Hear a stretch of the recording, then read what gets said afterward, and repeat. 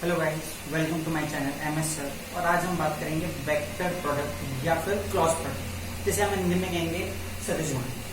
ठीक, last lecture में हमने पढ़ा था अदिश गुणन के बारे में, यानी स्केलर प्रोडक्ट के बारे में, जिसमें अपन डिनोट करते थे डॉट लगा करके। अब ये है अपने पास में वेक्टर प्रोडक्ट। चलिए देखते हैं वेक्टर प्रोडक्ट बिना टाइम लगाए। ए क्रॉस बी, जहां पर ये क्रॉस लग जाएगा तब आपका वो बन जाएगा वेक्टर या फिर क्रॉस प्रोडक्ट। हिंदी इंग्लिश दोनों में उसको अपन क्रॉस के बारे में बोलेंगे, ए क्रॉस बी। अच्छा, ए डॉट बी तो ध्यान ही होगा आपको, ए बी कॉस थीटा। अच्छा, अब इसके अंदर में क्या होगा? इसके अंदर में होगा A B sine theta n क्या।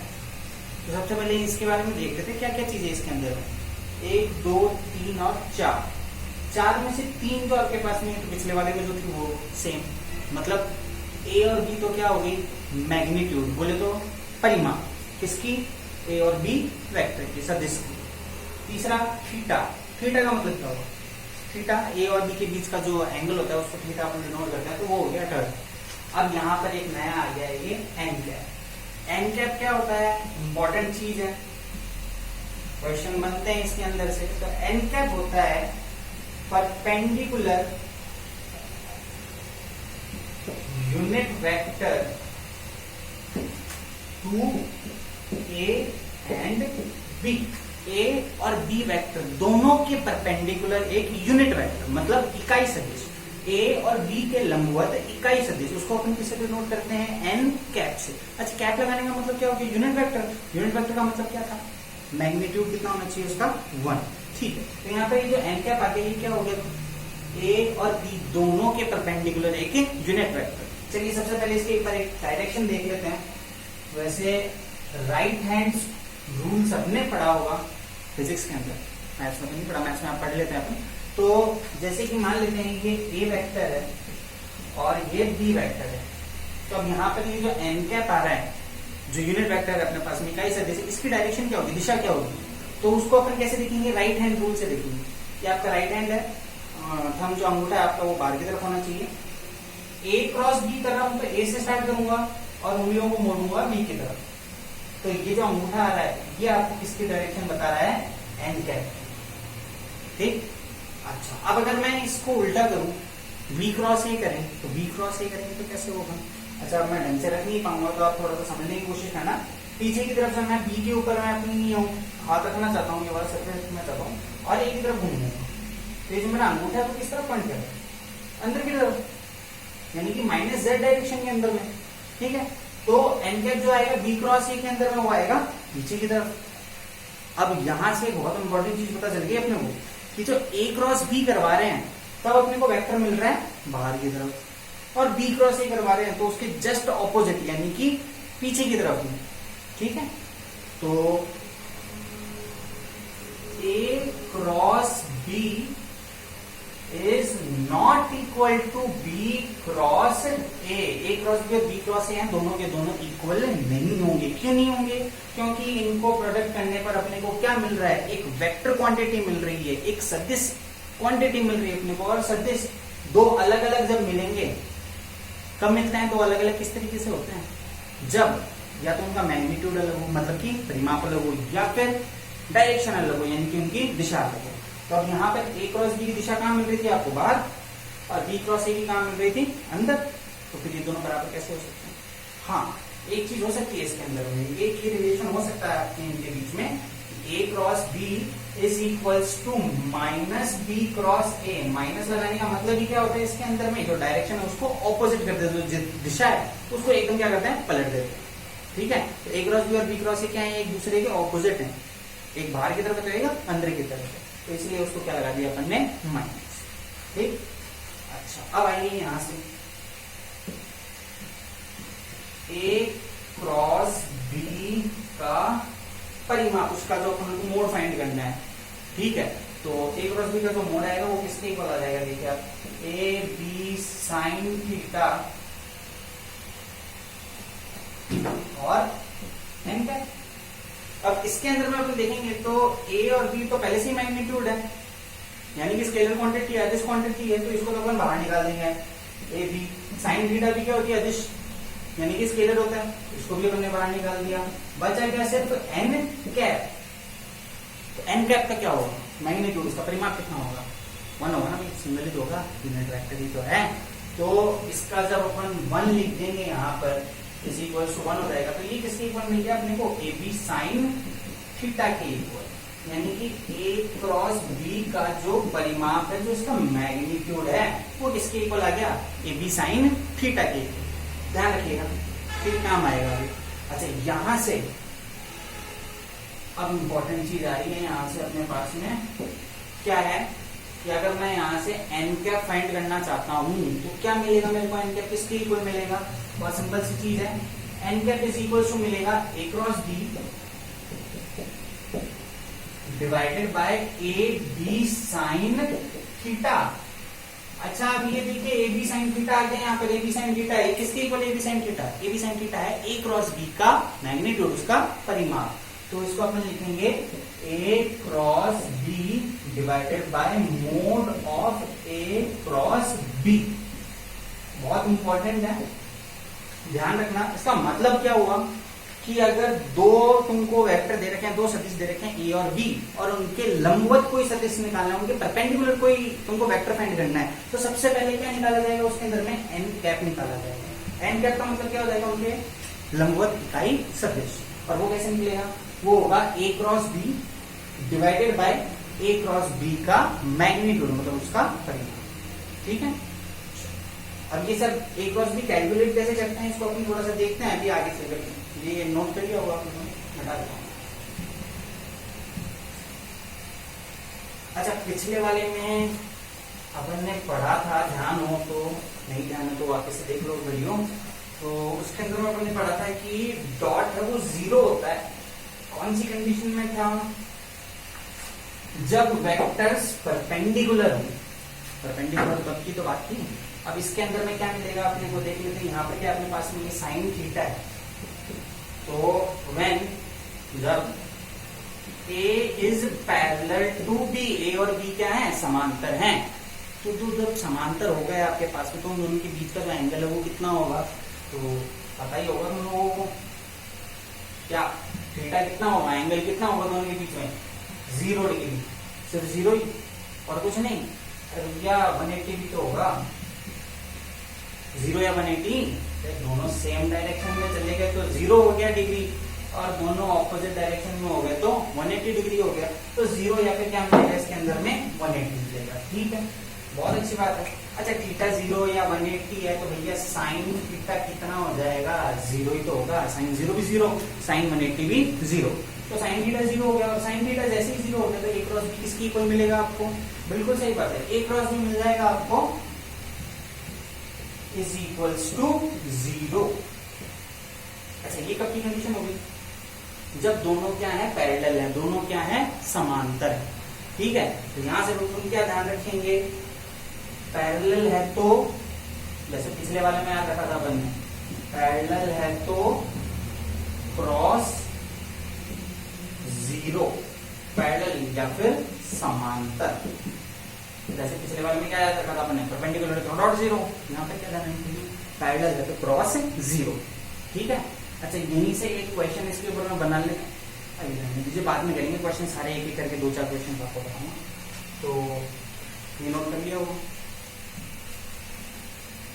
अच्छा, यहाँ से पैरेलल है तो क्या आ गया अपने पास में, क्रॉस 0 आ गया। ध्यान रखना इस चीज में। थोड़ा सा आगे बढ़ते हैं अपन, आई कैप, जे कैप और के कैप के बारे में पढ़ लेते हैं, उनके बीच में आई कैप, जे कैप एंड के कैप। अच्छा, सबको पता है आई कैप, जे कैप और के कैप क्या होता है। ये यूनिट वेक्टर्स है एक्स, वाई और जेड डायरेक्शन के अंदर में, यानी इकाई सदिश है। कौन से डायरेक्शन के अंदर में, एक्स, वाई और जेड। ठीक है, इन दिशाओं के अंदर में।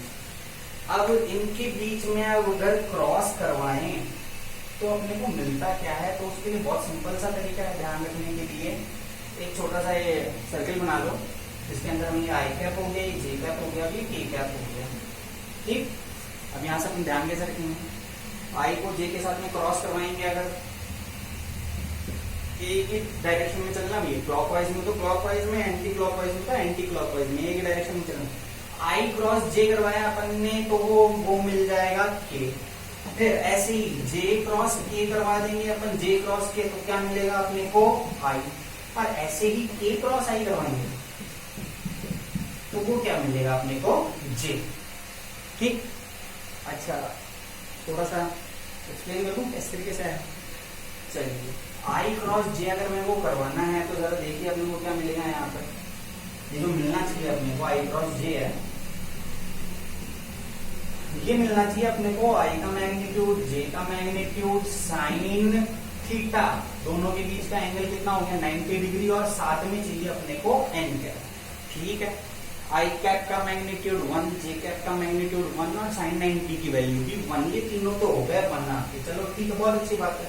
बच क्या क्या है एन कैप। एन कैप का मतलब क्या पढ़ा था अपन ने, मिटा दिया मैंने शायद, लेकिन हाँ क्या पढ़ा था अपन ने, परपेंडिकुलर यूनिट वेक्टर, लंबवत इकाई सदिश। अब आई और जे के लंबवत, उनके परपेंडिकुलर कौन सा यूनिट वेक्टर होगा भैया, आई है जे है, तो तीसरा कौन सा बच गया, के तो बचा है, एक्स वाई जेड तीनों परपेंडिकुलर होते हैं, लंबवत होते हैं, तो वो एन कैप किसके इक्वल आ जाएगा आपका के कैप। इस तरीके से आता है। ठीक, ध्यान रखना है आपको इस तरीके से। अच्छा अब इसका उल्टा कर दे तो जे क्रॉस आई कर दूं तो क्या मिलेगा, तो ये माइनस के मिल जाएगा, पता था ना, ए क्रॉस बी उल्टा करेंगे माइनस बी क्रॉस ए के इक्वल होता है, तो आई क्रॉस जे अगर के है तो जे क्रॉस आई क्या होगा माइनस के। ऐसे ही जे के क्रॉस जे करेंगे माइनस आई मिलेगा, आई क्रॉस के करेंगे तो वो माइनस जे मिलेगा। ठीक, अच्छा इसके अलावा i cross i is equals to 0 is equals to j cross j is equals to k cross k. ये क्यों 0 है,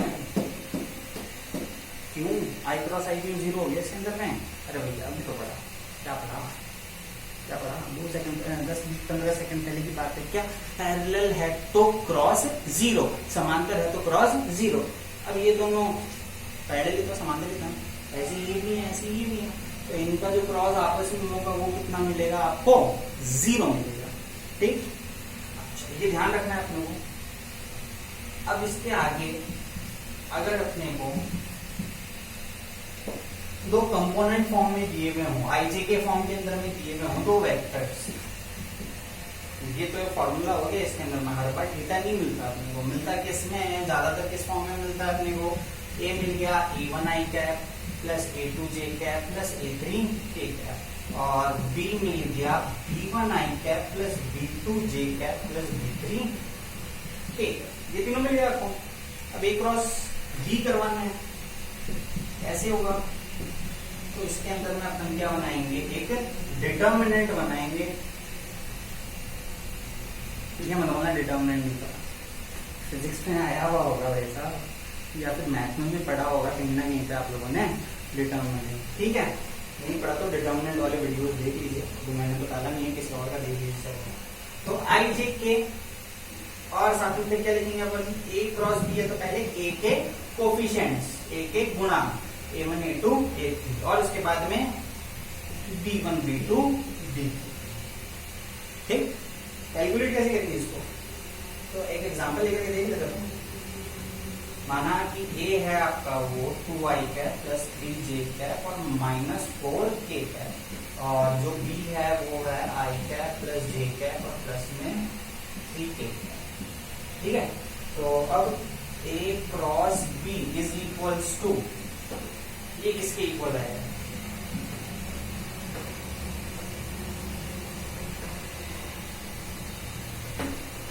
चलिए तो ये आएगा आपके पास में आई कैप जे कैप और के कैप आ गया। फिर ए के कोफिशिएंट्स दिख रहे हैं, कोफिशिएंट्स तो समझ में आते हैं भैया, गुणांक होते हैं, हाँ 2 3 और -4, और इसके अंदर में कितना है 1 1 और 3।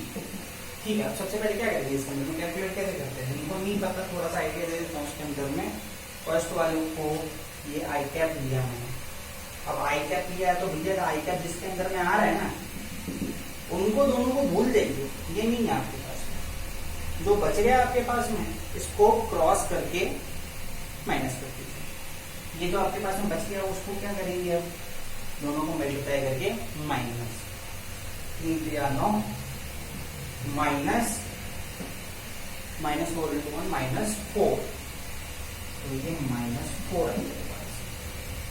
ठीक, क्या किया अपन ने, आई कैप लिया, तो आई कैप जिस रो में जिस कॉलम के अंदर मैडम ने उनको छोड़ दिया, बाकी जो बच गया उनका क्रॉस करके और माइनस कर दिया, ठीक है। अच्छा ऐसे ही अब अगला लेना है, तो अगले के अंदर हम क्या लोगे, माइनस जे कैप, फर्स्ट वाला प्लस आएगा, फिर माइनस आता है, फिर प्लस आता है, ठीक है। अब जे कैप लिया मैंने, तो अब विजुअलाइज करना अपने आप से देखना इसके अंदर में, जे कैप लिया तो ये छोड़ा मैंने इसका लो, और ये छोड़ दिया इसका कॉलम, क्या बचा मेरे पास में, बचा 2 1 -4 और 3। अब इनको क्रॉस करूंगा तो क्या मिलेगा, 2 × 3 मिलेगा कितना, 6 माइनस माइनस -4, ये -4 है, एक माइनस और आएगा, देखिए इसी की तरह ही आएगा इसके अंदर में, तो वो माइनस माइनस वाले करके कितना हो जाएगा, प्लस, ठीक। सिमिलरली अब के का देख लेते हैं, प्लस के कैप, तो के कैप के अंदर में क्या मिलेगा आपको, तो के कैप के अंदर में मैंने ये आई जे के को छोड़ा और इसको छोड़ दिया -4 और 3 को, क्या बच गया अपने पास, ये क्या क्या है, 2 3 1 1, वही क्रॉस करके माइनस करना है, 2 × 1 2 -3 × 1 3, यानी 2 - 3 कितना हो गया, ये हो गया 39 कैप, सॉरी -10 जे कैप और -k कैप, तो ये आ गया इन दोनों का क्रॉस, ठीक। चलिए आगे बढ़ते हैं।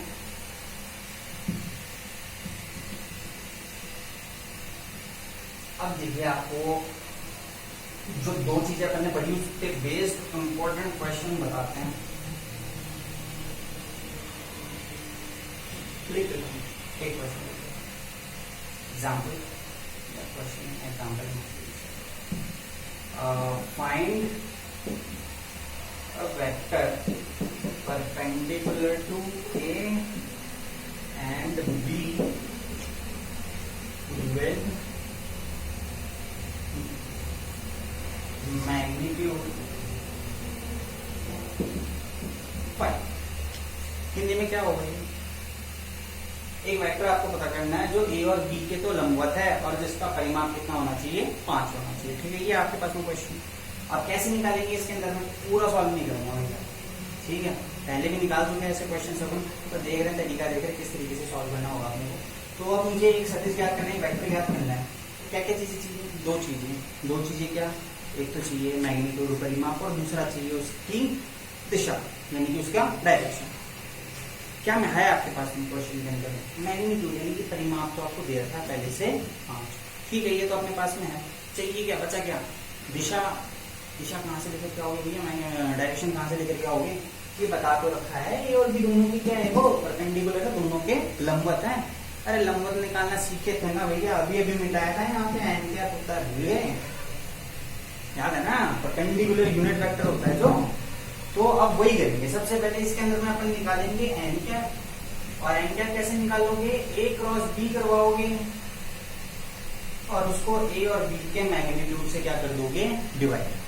अब A क्रॉस B करवाना तुम लोगों को आता है बहुत अच्छे से, अभी भी करवाया था, ठीक है। तो मैं वही लिख लेता हूँ इसके अंदर में, वही पिछले वाले को ही मान लेना भैया, क्या था जाता है 13 आई कैप -10 जे कैप, हाँ -k कैप, ठीक है। ये A क्रॉस B आया था इसके अंदर में, और नीचे क्या चाहिए, उसका मैग्नीट्यूड, उसका परिमाप। इसका परिमाप निकालना मुझे लगता है याद होगा आप लोगों को, 13² + 10² और +1² याद ही होगा। अब ये आ गया, जो भी आ गया भैया, कितना हुआ, 270 हो गए, इसको डिवाइड करके अलग अलग कर लेना, ठीक है। तो ये आ गया आपके पास में क्या है, एन क्या है, यानी A और B के दोनों के क्या आया, परपेंडिकुलर एक वेक्टर, दोनों के लंबवत एक इकाई सदिश मिल गया आप लोगों को। अब आपको क्या चाहिए था, जो रिक्वायर्ड वेक्टर है आपका, R से डिनोट करते हैं, तो रिक्वायर्ड वेक्टर वो आपको क्या चाहिए था, उसका मैग्नीट्यूड कितना चाहिए था, 5। और ये जो भाई साहब बैठे हैं आपके पास में टोपी लगा करके, कैप लगा करके, एन कैप, इसका कितना है, 1। अब 1 को 5 बनाना है तो क्या करो, मल्टीप्लाई करो ना 5 से, पहले भी तो किया है, तो वही काम है, बस एक सिंपल सी चीज है। अगर परपेंडिकुलर बोल रखा है 2 की, तो क्या निकालना है आपको, एन कैप निकालना होगा, और एन कैप निकाल करके जितना मैग्नीट्यूड बोल रखा है उससे मल्टीप्लाई, ठीक। इंपॉर्टेंट क्वेश्चन है, आते हैं इस तरह के क्वेश्चन, छोटे छोटे क्वेश्चन बहुत आते हैं इसके अंदर में, सब कुछ आपको ध्यान रखना है, और जितना पढ़ाते जा रहे हैं उनको सॉल्व करते रहिए, क्योंकि भूलते जाओगे। अभी तो देखने में बड़े सिंपल लगते हैं, बाद में तो छोटी छोटी चीजें ध्यान नहीं रखते तो क्वेश्चन बनते नहीं है। अच्छा, अब एक चीज और बच गई, क्या थी, पैरेलल वाली कंडीशन भूल गए क्या? जैसे परपेंडिकुलर वाले में निकाले थे अपन ने, वैसे ही पैरेलल की कंडीशन के अंदर में निकालेंगे। मान लीजिए क्वेश्चन आपको गिवन है, इफ वेक्टर्स, चलो ये बोल देते हैं, ये हो गया आपका 2y cap minus g cap plus 4 cap and b हो गया आपका 3i cap plus lambda g cap plus k cap are perpendicular, then find lambda. दो वेक्टर दे रखे हैं, ठीक है, दोनों क्या बता रखे हैं? परपेंडिकुलर बता रखे हैं। परपेंडिकुलर बोले तो लंबवत बता रखे हैं, और लंबवत बताया तो क्या पूछ रखा है आपसे? लैम्डा की वैल्यू। ये बहुत सिंपल है। अरे गलती से, सॉरी, मैंने परपेंडिकुलर नहीं दिया, परपेंडिकुलर नहीं दिया, परपेंडिकुलर नहीं, पैरेलल की बात कर रहे हैं। परपेंडिकुलर तो वो पिछला वाला केस हो जाएगा। हाँ चलिए देख लेते, ध्यान ही कर लेते कितनों को याद है। परपेंडिकुलर के लिए फिर क्या बनता था इसके अंदर में? तो अगर परपेंडिकुलर बोला होता तो इन दोनों को डॉट करवा करके जीरो कर देते, एकदम सिंपल सा क्वेश्चन आ जाता, ठीक है, आंसर मिल जाता उसके अंदर अपने को। अब अगर अपने को पैरेलल दे रखा है तो पैरेलल दे रखा है तो क्या करेंगे इसके अंदर में? ए क्रॉस बी करवाएंगे और इसको क्या कर देंगे? जीरो। ठीक है, कर लेंगे ये चीज। आप आगे बढ़ते हैं।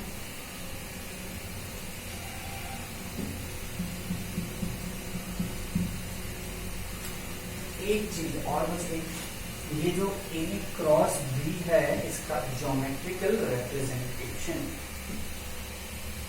ज्योमेट्रिकली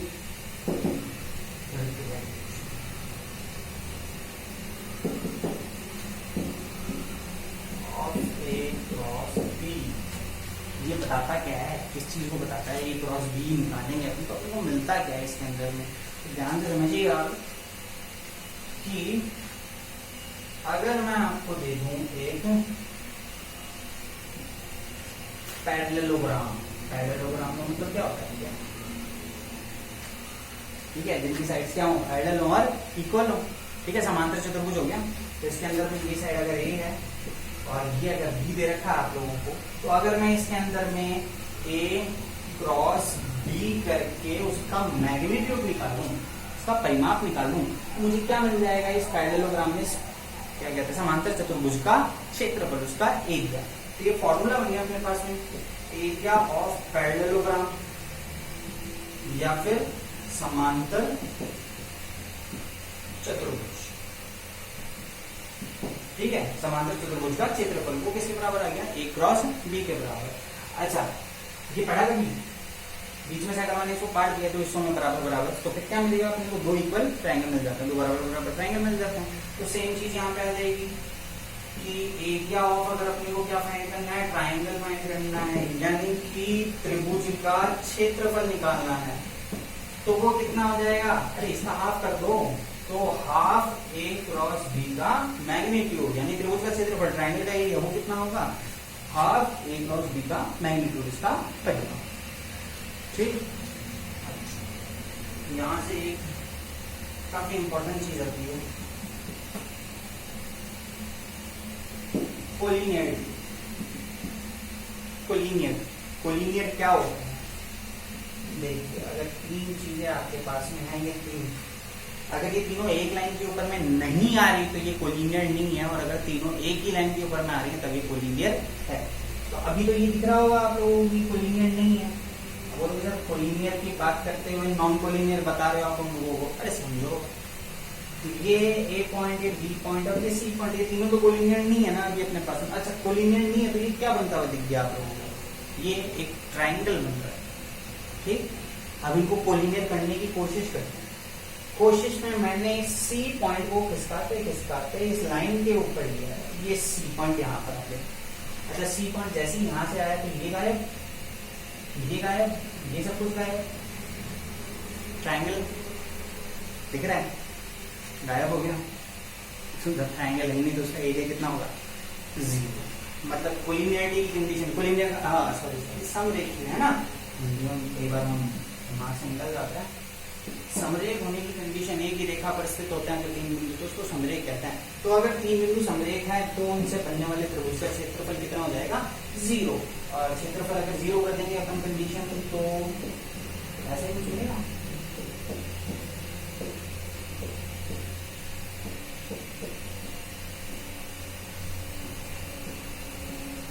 तो पिछले वाले से भी अपन ने यही पता किया था कि पैरेलल है तो क्रॉस जीरो आ रहा था। यहाँ पे देखिए वही बात है, अगर कोलिनियर है तो क्या होगा, उन दोनों का जो क्रॉस करवाएंगे उसका जो मैग्नीट्यूड निकालेंगे वो किसके ऊपर आ जाएगा, जीरो के।